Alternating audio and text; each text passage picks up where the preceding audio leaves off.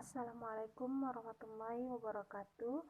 Perkenalkan, saya Marnah dari Ekis 6C.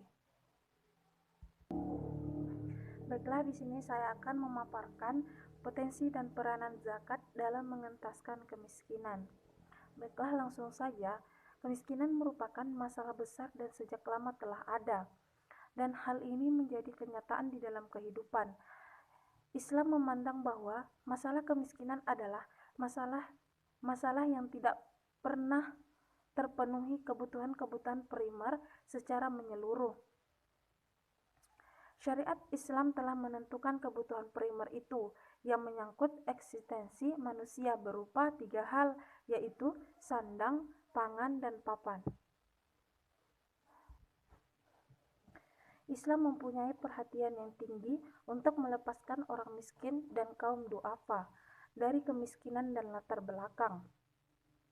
Islam sangat konsisten dalam mengentaskan kemiskinan.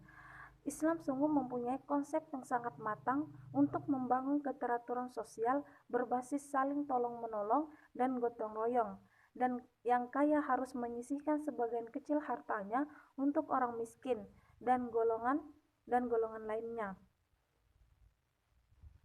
Pemberian tersebut dapat berupa zakat, infak, dan sedekah, yang dimana zakat merupakan ibadah wajib bagi semua umat Islam, yang termasuk di dalamnya rukun Islam yang keempat. Secara bahasa, zakat artinya bersih, suci, berkat, dan berkembang.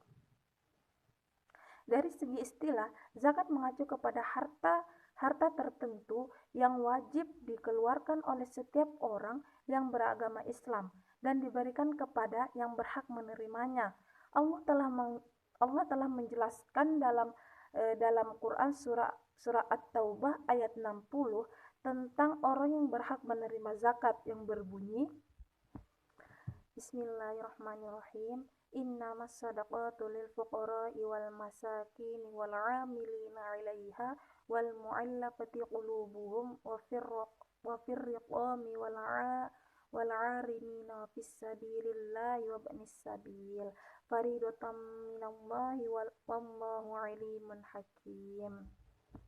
Yang artinya, sesungguhnya zakat itu hanyalah untuk orang-orang kafir, orang-orang miskin, pengurus-pengurus zakat, para mu'allaf yang dibujuk hatinya untuk memerdekakan budak, orang yang beruntung untuk jalan Allah, orang yang berhutang untuk jalan Allah, dan untuk mereka yang sedang dalam perjalanan, sebagai suatu ketetapan yang diwajibkan Allah, dan Allah lagi mengetahui, lagi maha bijaksana. Jadi, meski demikian, upaya untuk menggali potensi dan optimalisasi peran zakat di Indonesia belum sepenuhnya tergarap dengan maksimal karena peran zakat ini belum terasa maksimal. Diantaranya adalah lemahnya motivasi keagamaan dan kesadaran keislaman pada mayoritas masyarakat, sehingga rendahnya kesadaran masyarakat dalam menunaikan kewajibannya membayar zakat.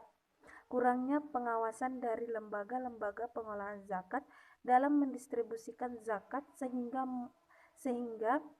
mungkin pihak-pihak yang semestinya mendapatkan zakat tidak mendapatkan haknya. Zakat itu diberikan kepada 8 golongan, jangan hanya diberikan kepada golongan fakir dan miskin saja, tetapi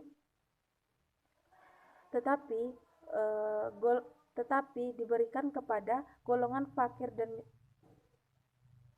tetapi dalam hukum fikih Islam, harta kekayaan yang wajib dizakati digolongkan dalam kategori yang pertama, emas, perak, dan uang atau simpanan. Kedua, barang yang diperdagangkan. Yang ketiga, hasil peternakan. Yang keempat, hasil bumi. Dan yang terakhir, hasil tambang dan barang temuan. Kemudian, zakat dianggap mampu dalam mengentaskan kemiskinan karena zakat merupakan sarana yang dilegalkan agama dalam pembentukan modal. Pembentukan modal semata-mata tidak hanya berasal dari pengolahan dan pemanfaatan sumber daya alam saja, tetapi tetapi melalui upaya menyisihkan sebagian harta bagi yang mampu, yang wajib dibayarkan kepada pengolahan zakat. Zakat dianggap akan mampu memaksimalkan kualitas sumber daya manusia melalui pengadaan sarana dan prasarana bagi masyarakat, meningkatkan produktivitas, serta meningkatkan pendapatan masyarakat secara umum. Itulah yang bisa saya paparkan. Lebih dan kurangnya mohon dimaafkan. Wassalamualaikum warahmatullahi wabarakatuh.